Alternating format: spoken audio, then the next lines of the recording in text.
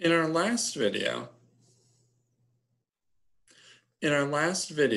we looked at the beginning of Gothic Europe, the Europe of the High Middle Ages. And there we looked at what is one of the greatest accomplishments of the Middle Ages, the building of the Gothic cathedrals. Tremendous accomplishments, tremendous sculptures, the skyscrapers of their day, some of them built as much as 18 stories high.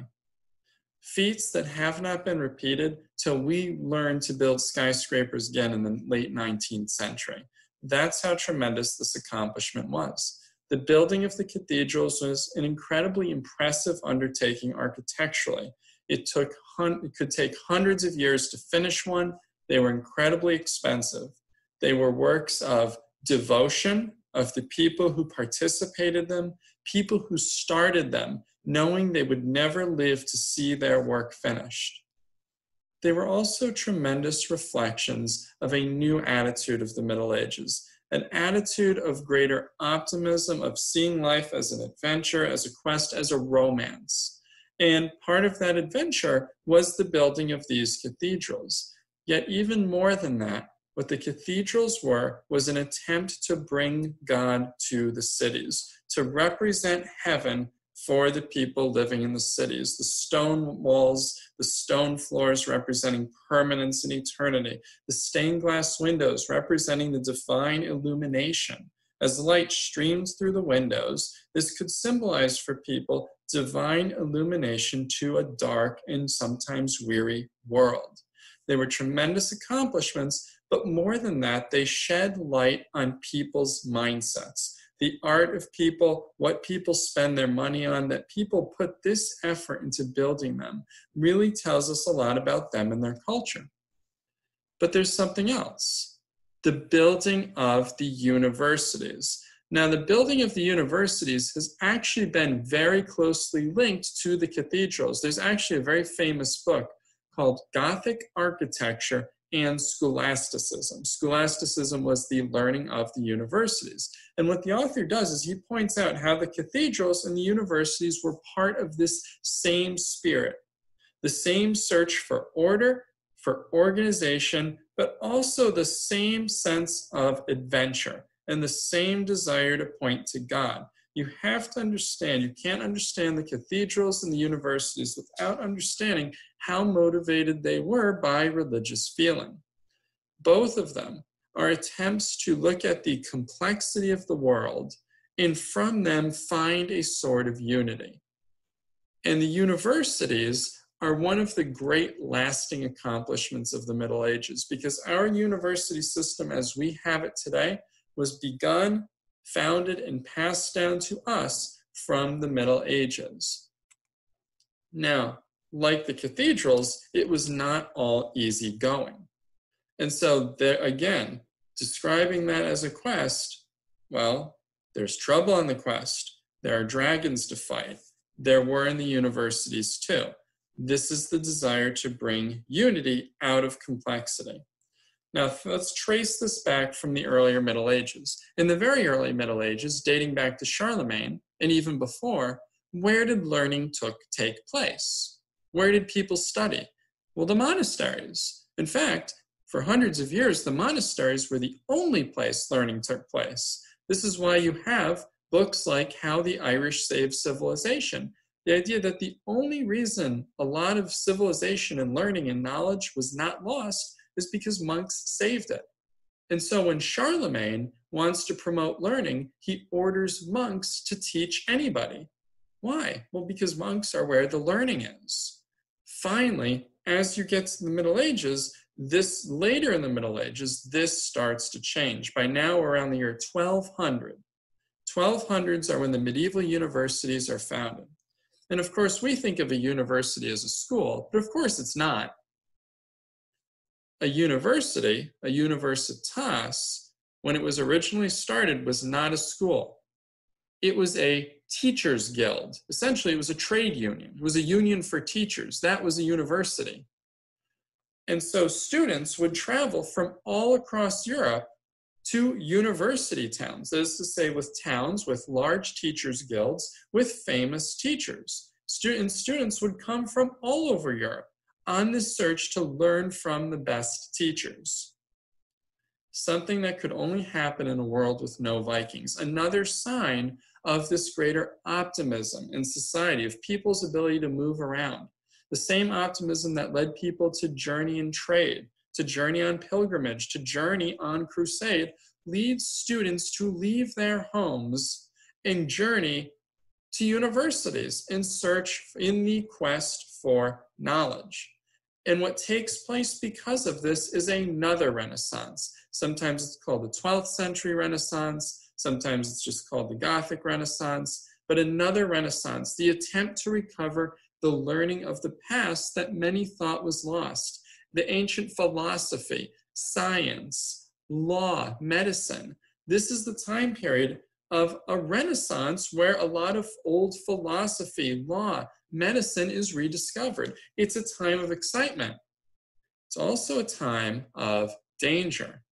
Because remember, medieval Europe is deeply Christian.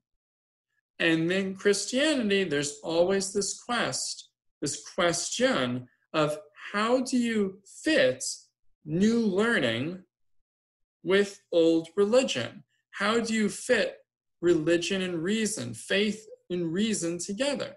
So the recovery of this ancient philosophy for the universities is tremendously exciting, but it leads to some awkwardness and even trouble.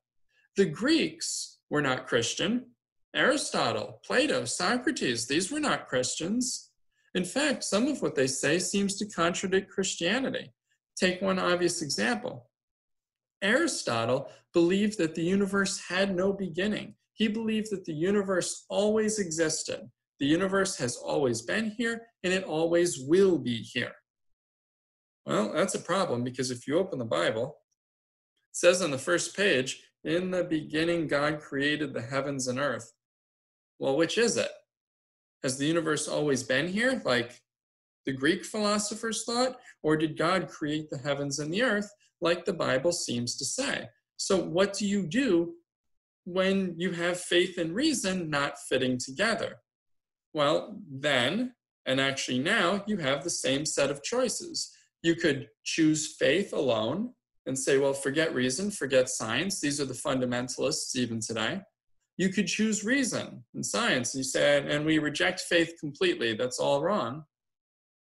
Or you could look for that third option. You could say, well, is there a way to fit them both together? This was the desire, the quest of many of those university professors and students, to recover the old reason in philosophy and learning, but to try to find a way to make it fit with Christianity. One of the most famous university professors who tried to do this was one Thomas Aquinas. Now, Thomas Aquinas was the son of a noble family. His family destined him to be a warrior, a feudal warrior. He had no interest, so eventually his family says, well, how about being a monk? That would be okay, right? Well, he doesn't want to be a monk either. Actually, he wants to be a friar. His family doesn't take it well. It's kind of like telling your family you want to be a history major. Big mistake. Don't do that. They won't take it well. But eventually they cave. They give in. And so Thomas Aquinas is one of these students who heads to Paris. Paris, coincidentally, or not coincidentally, is the center of this new medieval culture. It's where the Gothic cathedrals are being built. It's also the place where the universities are being built. Universities and cathedrals growing up together. Not a coincidence. It's part of the same mindset and the same attitude. Now, at Paris, Thomas, for a long time, just seems like another student. It's nothing special, very shy, very quiet, seems very thoughtful. Even he seems a little bit slow, almost to the point of people wondering, is he a little stupid? They nickname him the dumb ox, meaning dumb in the sense of not very bright, but also ox because he actually had a pituitary gland disorder, so he actually became very big. He actually became apparently very fat. And so he doesn't stand out for a long time. One of his teachers, though, picks him out and says, wait a minute, this guy actually seems kind of bright. And eventually this teacher, Albertus Magnus was his name, defends Thomas. He says, you call him the dumb ox, but I tell you that one day this ox will bellow so loud, his bellowing will fill the world, predicting that his student, Thomas Aquinas, would one day be a great student. And Thomas showed that very quickly. He showed that he was a very good debater. He had an amazing memory. And memory is was actually really important in this age where, you don't have everything written down. You actually have to remember a lot. That's one of the things that really helped him to think. Now, one of Thomas Aquinas's personal passions, in a sense, was the same passion that built the cathedrals, the search for order. He had this desire, the desire of many medievals, to see an ordered society. The same order in the cathedrals brought to society, in his case, brought to learning and education. He wanted things put in their proper place. And so Thomas Aquinas wanted to figure out, can we put science in its proper place and put religion in its proper place and basically have a place for both of them in the same world? He believed that he could, and many think that he actually did a really amazing job at this. See, science to Thomas Aquinas was to believe something based on natural knowledge, on investigation, on evidence. Faith was to believe something that was revealed by God. And Aquinas argued there can't be a conflict between them. He said faith and science can't conflict.